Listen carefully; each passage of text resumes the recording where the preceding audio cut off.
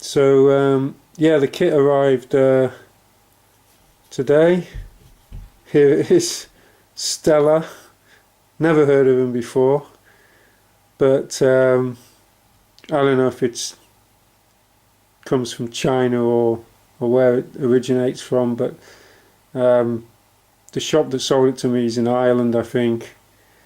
They usually go for about 120 quid, or about 100 or 100 euros, 120 euros, around that sort of money. But they'd put one on eBay on an auction with no reserve, and I got this for about 40 euros, including postage. So what's that? It's about £30. So incredibly cheap, really. But just because it's cheap doesn't mean it won't make a decent guitar. And sometimes the cheaper guitars have got a kind of character. So yeah, the bodies, I've taken that out already. I'm in the midst of painting that. I'll show you see that elsewhere in this video, but yeah, so in the kit basically just, you get the body, the neck, and then all the parts, and I mean all the parts, everything you need to make a guitar. I'll unpack that in a minute so you can see it. But here's the neck. Now I've got to be honest, the neck's not too bad. I went for the headless guitar. It's like a super strap body with a Steve Vai Ibanez gem style cutout handle.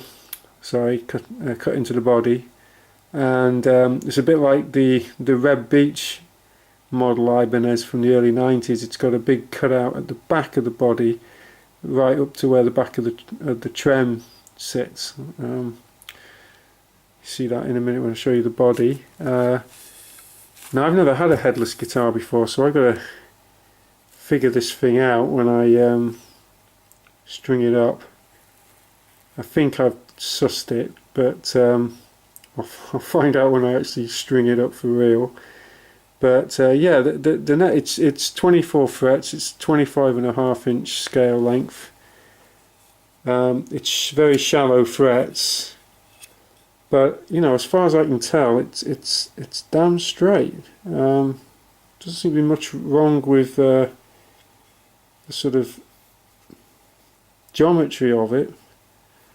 The truss rod's adjusted from this end, from the nut end. There are some imperfections in some of the frets. That's a bit annoying. Obviously, quality control isn't too good at the factory, but there's a couple of frets where there's like a little nicks right in the middle of the fret around here, so I'm going to have to get the file out and file that down. Hopefully that won't affect things too much. Just the edge of the fret's a little bit sharp here and there. I'll have to file those down, but the edge of the angle at the edge of the fret seems to be about 40 degrees or so, and from what I've read, that's what you want. You don't want a too shallow cut off at the edge of the fret, otherwise the string can fall off the edge of the fret a little bit too easily. But there's the nut is obviously sorry, trying to hold the camera at the same time, but the nut is obviously a headless design, and I think it's a little bit, the quality is a little bit suspect. There's I can see a little gap here on this side that isn't on this side. The finish on it's a little bit poor. It's not exactly quality hardware, but I've as far as I can tell, it's going to do the job. I hope so, because I don't know how easy it would be to get a better replacement that would sort of swap right in. Somewhat interestingly as well, there's a 0 fret. I've never had a guitar with a 0 fret before. I don't know if that's got anything to do with the headless design. Perhaps when the strings come through the nut, they sort of rest on the 0, well they must do, they must rest on the 0 fret there. Hopefully that's all going to work properly, because if this nut design isn't so good, it might buzz a bit or something when you're playing it. But we'll find out. As you probably gathered, I'm no luthier, so I'm going to have to figure this shit out as I assemble this guitar. The thickness of it, it's very thick actually, I would say, for modern electric guitar, you know, for a sort of super Strat style guitar. It's but that's cool with me. You know, some people think you need a thin neck to play fast and stuff. I'm not sure I agree with that actually. For me, the biggest limitation is scale length. You know, I think a 25.5-inch scale length sounds better, but I can play quicker and do more stuff on a shorter scale length. But you know, that's not really much of a big deal, is it really? So yeah, that's quite nice. The hardware, on the other hand, is not so nice. I mean, some of it's in the category of real cheap junk for sure. The bridge, I mean, that's obviously very important because this is a headless guitar, so unlike a Floyd Rose or sort of a Strat style bridge where there's plenty of options on the market, I really know nothing about headless guitar trems and how many are available, and even if there are others available, whether it would just slot in. I'll show you what I mean in a sec. So this is the body, and I've already started to paint it with my cheap wood stain, or commonly available wood stain. And you can see that it's quite a funky looking super Strat. So I've got an Ibanez Gem, and when I saw this headless guitar with a Gem style monkey grip handle and this Red Beach model style cutaway at the back, I thought that is quite cool looking. Obviously with all these cutaways there's not much wood left, so I'm hoping it's going to sustain okay when it's all put together. It's got obviously 3 pickups, so it comes with looks like 2 humbuckers and a single coil. Very cheap stuff. I'll show you that in a minute. But my plan is to get some quality pickups, because at the end of the day, yeah, your quality of your pickups is a huge variable in how good the guitar is going to sound. You know, the wood gives you sustain and the playability, but the actual tone that's coming down, you know, I mean, you can have a great guitar, you've got rubbish pickups on it, it's not going to sound so good. And so I'm hoping that good quality pickups will get me a good sound out of this thing. But we'll see. Certainly hoping so, because my skills as a luthier are pretty limited. So yeah, I'm about to paint the back. That's kind of what it looks like when it comes. I don't know what the wood is, but it looks quite nice. I mean, the cutouts are fairly decent quality. I can't see any obvious gaps in the joins in the wood. It's fairly heavy. Not too heavy. Yeah, I mean, hopefully these pilot holes are all in the right place. I mean, the neck fits in very snugly, no complaints there. Hopefully the holes line up though, but I'll find that out when I mount the neck.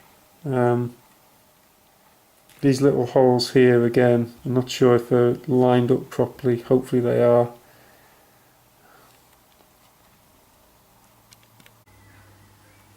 So the paints I chose were the simple external use wood stain paint that you can get from any DIY store like B&Q or Home Base.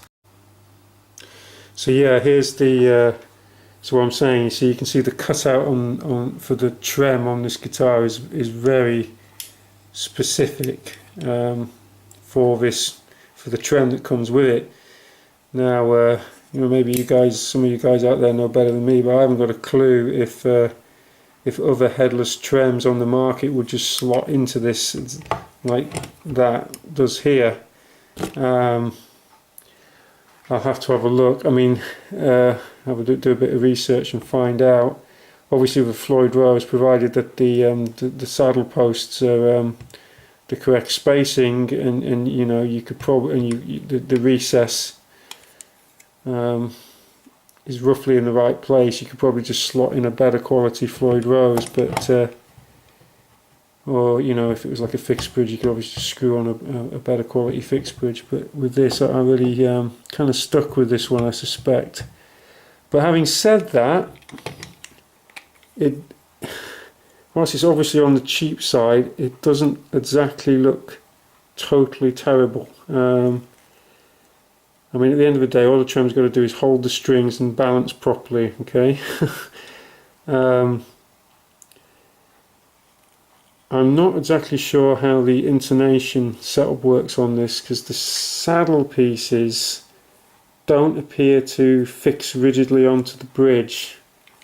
Now, I've never seen anything like that before, because normally the saddle pieces are, you know, attached rigid to the bridge, and then you adjust them with screws to move them backwards and forwards. You know, obviously different ways that's done with various designs, but with this one, the saddle pieces are absolutely loose, and they sort of sit here, and then the string goes over the top, and I'm assuming that the ball end of the string fits into these clamps here, and then you sort of tighten them by turning these dials at the back to tune them.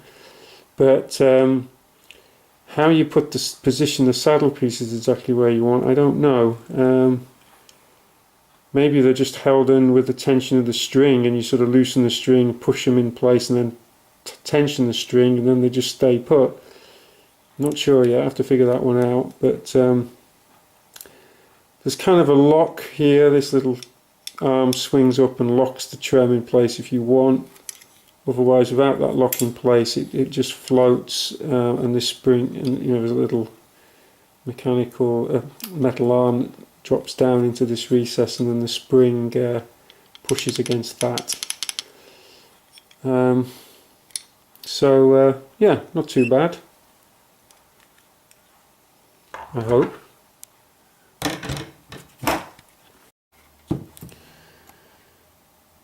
So yeah, I've just put the first coat on. I've put some masking tape around the edge, because the idea is I'm going to have a sort of this kind of coral orange colour on the front, and I'm going to have a pink on around the edge and in all the pickup recesses and the trem recess. Probably won't be able to see much of those recesses once all the hardware is mounted, but still better than just leaving it exposed wood, I think. So I'm just about to paint. Yeah, you see, I've masked off the edge. The idea is paint the edge pink. So yeah, I'm going to paint the back now. So this is very very simple stuff. This is not a high quality paint job here, but I'm hoping to get quite inventive with it, because after I've finished painting it, these base wood stain colours, I'm gonna graffiti it with some oil based paint using artist brushes, very small artist brushes. Do some sort of funky graffiti on it, and once all that's dried, I'll spray it with some lacquer, just to give it a bit, you know, just to hold all the paints that I've put down, protect them a bit and give it a bit of a shine. No idea how it's going to turn out. Probably no idea if these paints, all these different paints I'm going to slap on, are going to react or not. This is a water-based wood stain. My guess is that the oil-based paint I'm going to put on top for the graffiti is not going to react with this stuff. My biggest fear is when I spray it with a lacquer, I might get some crazy stuff happening then, which would be disappointing, because by that time I'll have invested a bit of time and effort into this. But perhaps I could just spray a little nondescript area as a test before I spray the whole thing with the lacquer. Okay, I'll carry on doing this. So that's the back of the guitar painted now, and I'm going to give it 2 coats, just like you would do in your fence. It says on the tin you should give it another coat after 2 or 3 hours, and yeah, it doesn't look too bad so far. You're going to, yeah, it does the kind of desired effect. You're still going to be able to see the grain of the wood. It's going to be protected, obviously, and it's a funky colour. And obviously I've put it on with a brush. You don't really see the brush marks as such, and what I'm hoping is by the time that I've graffitied it and then put a spray can lacquer on the top, it won't look too much like a sort of brush job, but we'll see.